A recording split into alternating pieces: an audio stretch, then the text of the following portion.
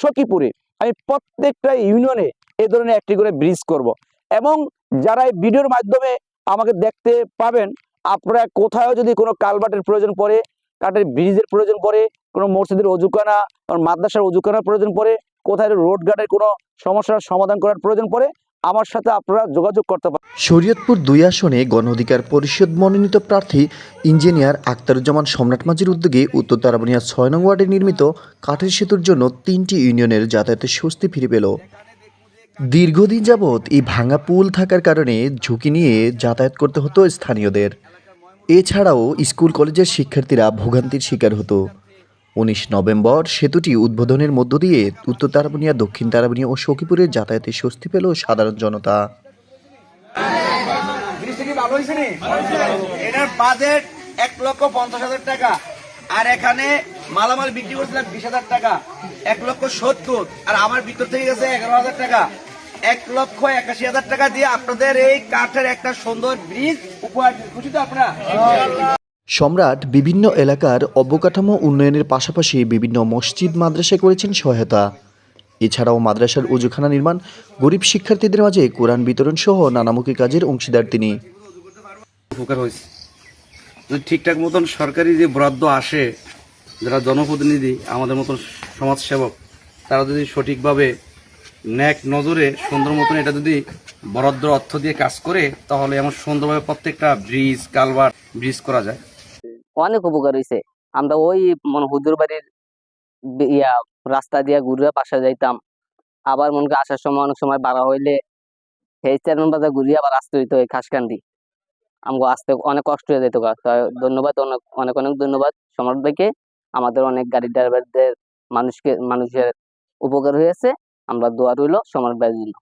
যে কাঠের খুব ভালো সুন্দর জনগণ যাতায়াত করতে পারবো, সুন্দর হয়েছে।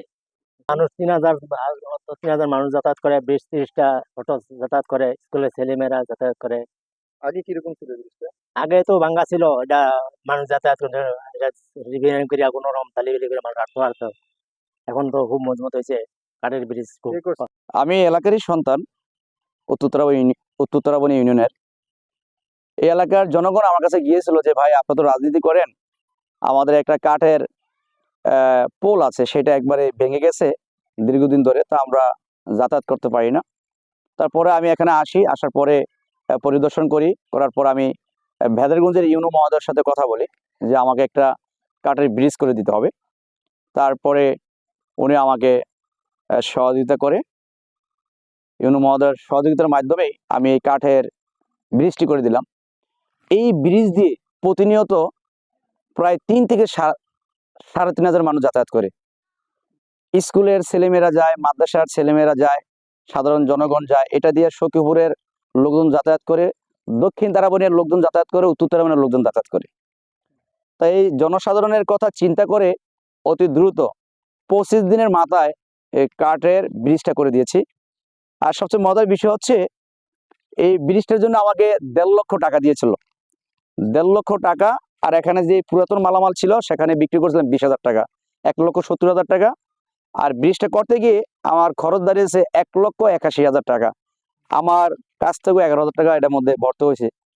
তো সবচেয়ে মজার বিষয় হচ্ছে, এলাকার জনগণ অত্যন্ত খুশি হয়েছে যে এত সুন্দর ব্রিজ, একটা কাঠের মধ্যে ৩টা করে নাটের জয়েন দিয়েছি এবং লাল সবুজ রং দিয়েছি। এই ব্রিজটা দিয়ে যেভাবে মানুষ সুন্দরভাবে যেতে পারে এবং মানুষের মনটা যেন সুন্দর থাকে, তাই আমি আমার জায়গা থেকে সৎভাবে কাজটা করার চেষ্টা করছি।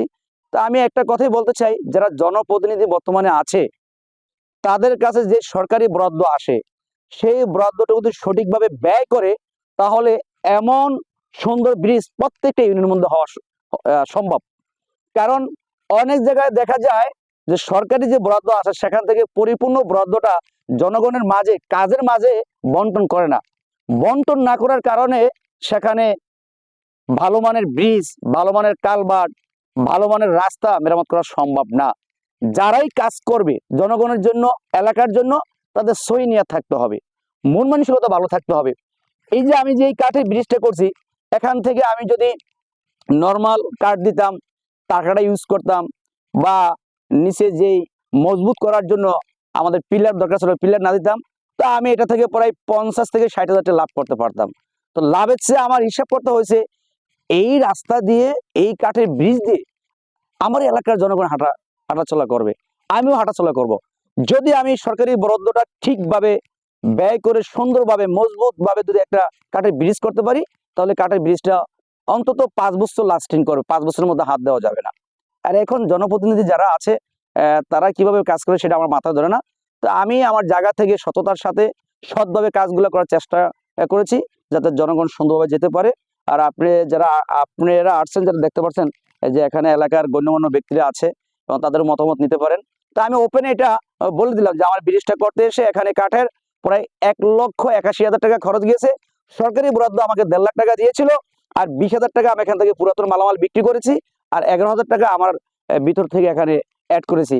80,000 টাকার বিনিময়ে 6 নং ওয়ার্ডের জনগণের ভোগান্তি শেষ হয়েছে। দীর্ঘদিন এই কাঠের একটি ব্রিজ না থাকার কারণে যাতায়াত করতে পারে নাই, স্কুলের ছেলেমেয়েরা আসতে পারে নাই, সাধারণ মানুষ যেতে পারে নাই। এটা দিয়েই কিন্তু আপনার বিভিন্ন অটোরিক্সা যাতায়াত করে, প্রায় 20 থেকে 25টা অটোরিক্সা যাতায়াত করে, তাদের অনেক জায়গায় ঘুরে যেতে হতো। তো এই জনগণের কথা চিন্তা করে তারা আমার কাছে গিয়েছিল, সেই সুবিধার্থে তাদের সুন্দরভাবে যাতায়াত করতে একটা কাঠের ব্রিজ আমি করে দিলাম। তো আমি ধন্যবাদ জানাচ্ছি এলাকার জনগণদেরকে, যারা আমাকে কাজটার মধ্যে সহযোগিতা করেছে। এবং ধন্যবাদ জানাই ভেদরগঞ্জ উপজেলা ইউনো মহোদয়কে, যিনি আমাকে সার্বিক সহযোগিতা করেছে। আমি নিয়ত করেছি যে যেহেতু আমি রাজনীতি করি এবং শরীয়তপুর 2 আসন থেকে আমি নির্বাচন করতেছি, তা আমি নিয়ত করেছি নড়িয়া এবং সখীপুরে আমি প্রত্যেকটা ইউনিয়নে এই ধরনের একটি করে ব্রিজ করব।